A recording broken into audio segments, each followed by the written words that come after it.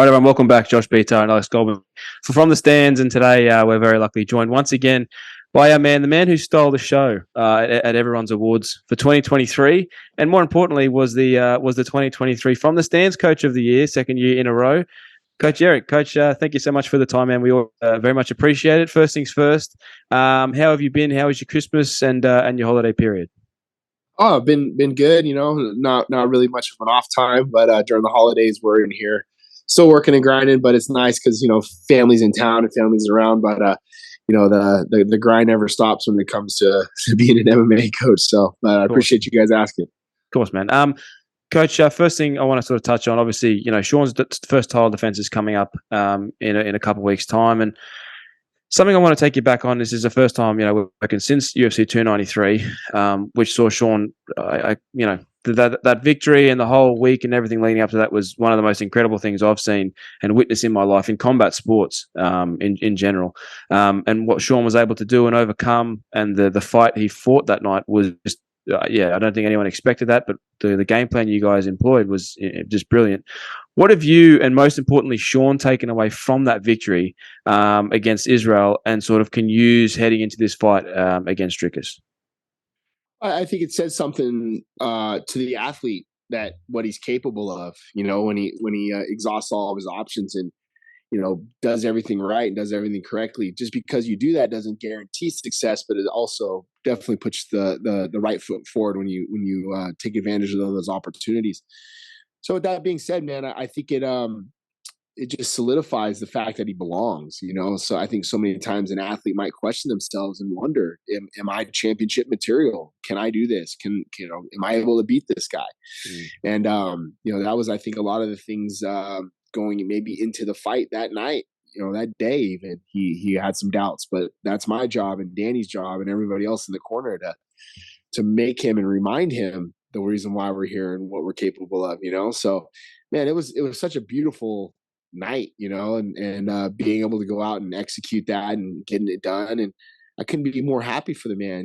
I think it changed not only his life, but it gave hope to a lot of people that maybe had the same upbringing that he had, So I've been noticing that a lot lately as well. Yeah, and that kind of leads into my next question, which is, Sean has really quickly sort of become one of the more appreciated fighters on the roster. Fan sentiment towards Sean today is, it's a lot more positive than, maybe it was, in his earlier days, in the UFC. I was just wanting to get, your thoughts on him sort of, finally being appreciated by the fans for, the sort of the quality of fighter he is, but also, the person that he is. Yeah, I think that the more spotlight and notoriety that one athlete's going to get, the more it's going to draw a little bit more attention, I guess, to him and what his actual, true calling is and who the individual might actually be from the exterior standpoint. But we see all of Sean, and we know Sean for a long time. And we've been saying that from the rooftops. This guy's an amazing individual. He's a great teammate. Everyone loves having him in the room. But moreover, he really pushes this tenacity and this grit onto the rest of the team that has really carried us into a great 2023. And we were on the heels of what Sean did. And and that's kind of the mentality that I think more and more people are starting to understand. He's a blue collar type of individual. He works hard. He talks a little shit here and there, but at the end of the day, he backs it up. Yeah, definitely. Eric, you mentioned after the press conference, Sean and Dricus and that whole sort of scenario that happened, that it did sort of affect Sean mentally, and you think that if he does fight emotionally, it could have an impact on the fight, in favor of Dricus. I guess it's been over a month now removed from that press conference and that scene. How is Sean holding up now, a month removed from that? And is that something that you think he'll be able to reel in come fight night? No, 100% I do. And I think it's okay to have those emotions, those feelings, especially that far out. And, it wasn't like this was a situation that Sean was it rattled him. But I just wanted to reiterate the style of game plan that we have versus the style of Dricus, that fighting him emotionally, favors Dricus in a lot of those ways, And furthermore, we can't expect to say heinous and very, offensive things to one individual and not get it back in return. Yeah. So if that's your game, if that's what you're going to say or do, just remember that, they have guns and missiles on their side as well. And that's part of it. And it's part of it. So if we want to talk respectfully and talk about the opponent and whatever, I get at the end of the day, these guys are trying to sell a fight. I completely understand that. But my job as a coach is to remain, calm, cool, and tactical at that matter. So, and he understands that. And that was the first thing I said to him that Saturday after that all happened. I said, "Hey, bro, this is not who we are. This is not what we want to be in when it comes into the fight and fighting emotionally. And you have to understand the reasons behind that." And he agreed. And ever since then, he's been great. One of, I think, the bigger fights that maybe has gone, a little bit unappreciated is, is coming up, which is Dan Ige versus Lerone Murphy, which, I think that's an incredible fight. I think that's a great matchup. But, I just wanted to get sort of, your thoughts on that fight because, the way that I kind of look at it, obviously, Lerone's got momentum kind of coming up, but Dan Ige's just got that veteran experience. He's been in there with anyone and everyone. But I just wanted to sort of get your thoughts on that fight. Man, I've been a huge fan of Murphy for a while, just as an MMA guy watching his fights. I think he's very well coached. I think he's been developing very, very well. There's some things that he does, I think, kind of emulate some of the things that Dan has done in the past with the stance switches. I think that we're a little bit more polished in understanding the routes of what we're trying to accomplish there. But Murphy's in a position to where I feel like, this is a great fight for him. This is a fight where if he wins this fight, he kind of takes Dan's spot in the rankings, and it's our job to not allow that. I think he's a very talented, good fighter, and I think that sooner or later he'll be in the rankings. But we can't allow that on Dan's behalf. So for us, it's just kind of looking to see if we can exploit any holes that we're seeing on tape, and then how do we want to attack it. Definitely. Coach, I'll sort of circle on Dricus, but a lot of people don't give Dricus a lot of credit. I know he's not a very well liked guy, from the fans' perspective, but I know the sentiment is always, how does he keep winning? He beats a guy like Darren Till and then beats Robert Whittaker and Brunson, all these sort of things. He looks tired after one round, and then he powers through and he finishes the guy or whoever it is.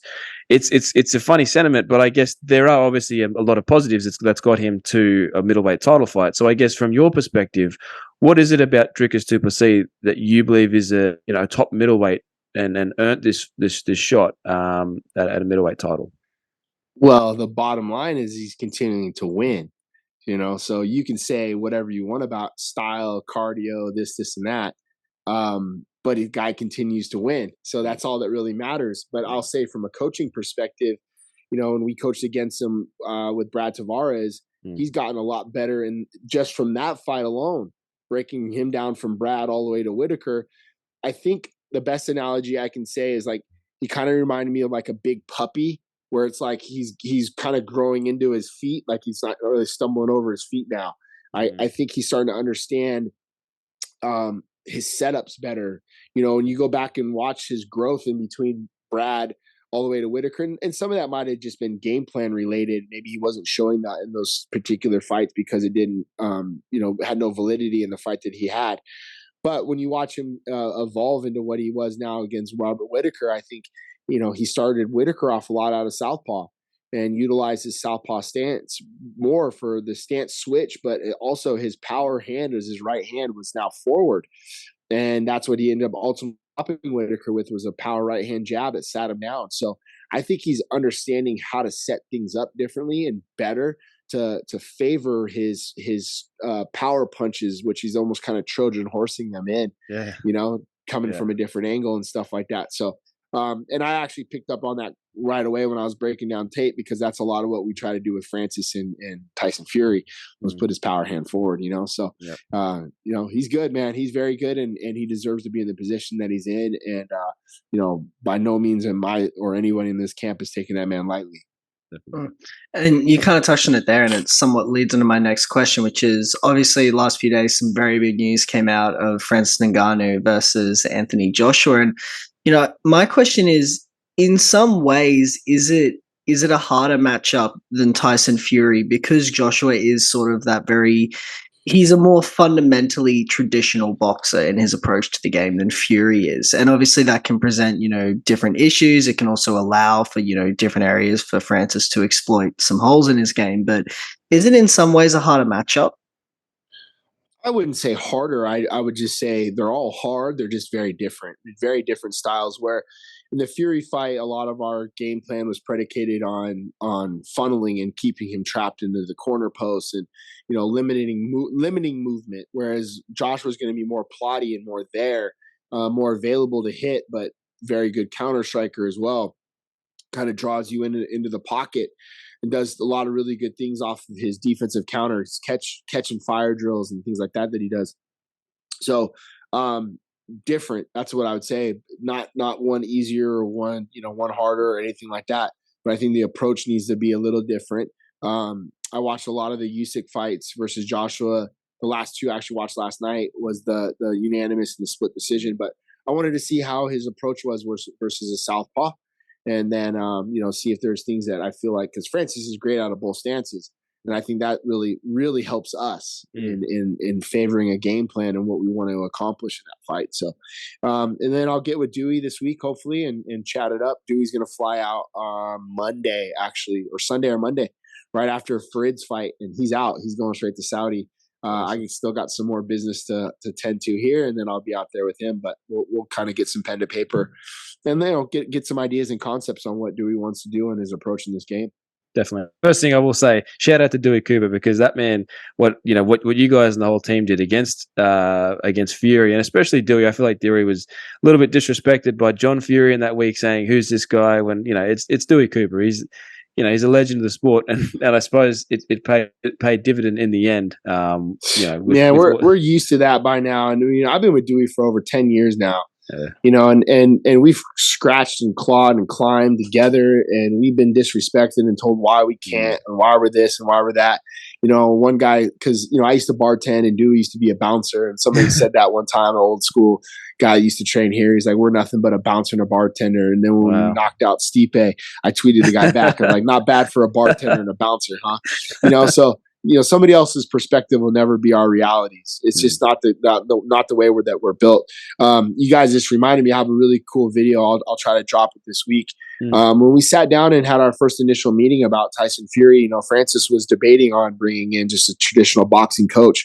And the video is me just kind of singing, for Dewey's, I guess, approval, or my belief in Dewey and being the head coach for the boxing camp, we believe in each other very, very much, and there's no one's pride, or there's no tug of war for dominance in who's doing what.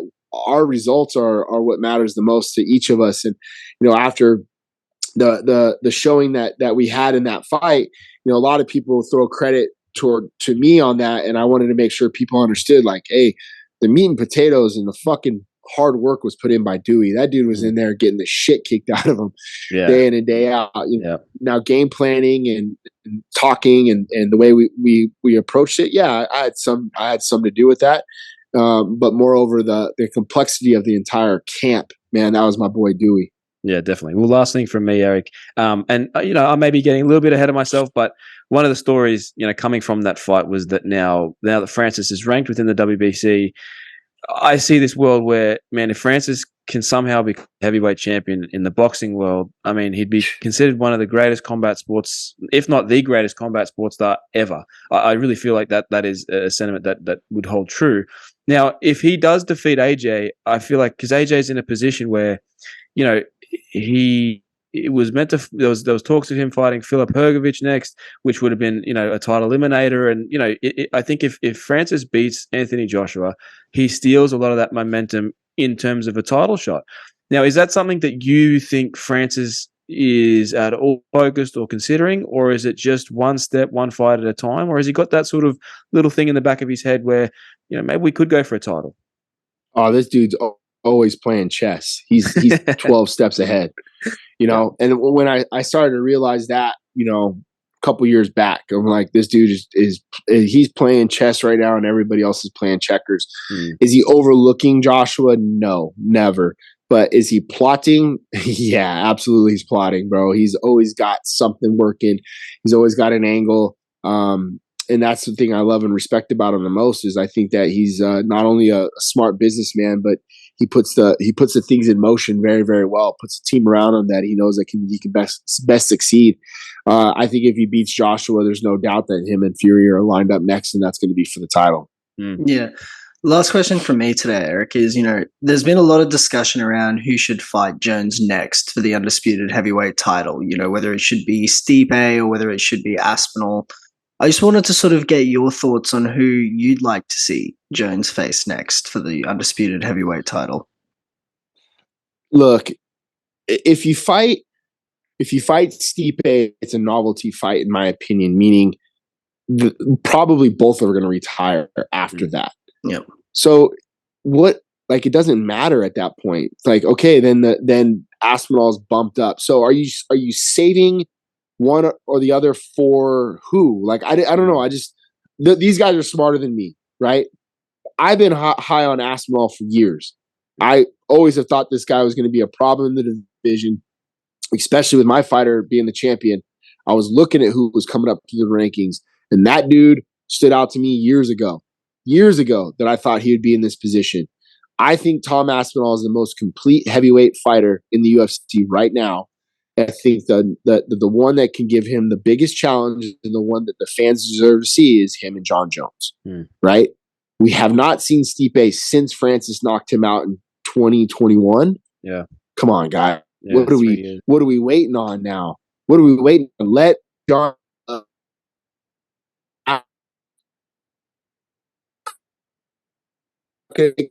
another fight until I get that opportunity to fight John.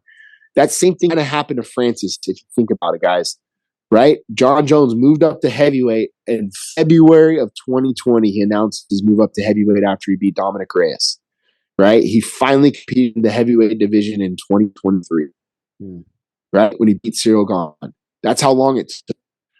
So what are we waiting on? Like, this dude, we got to move with this.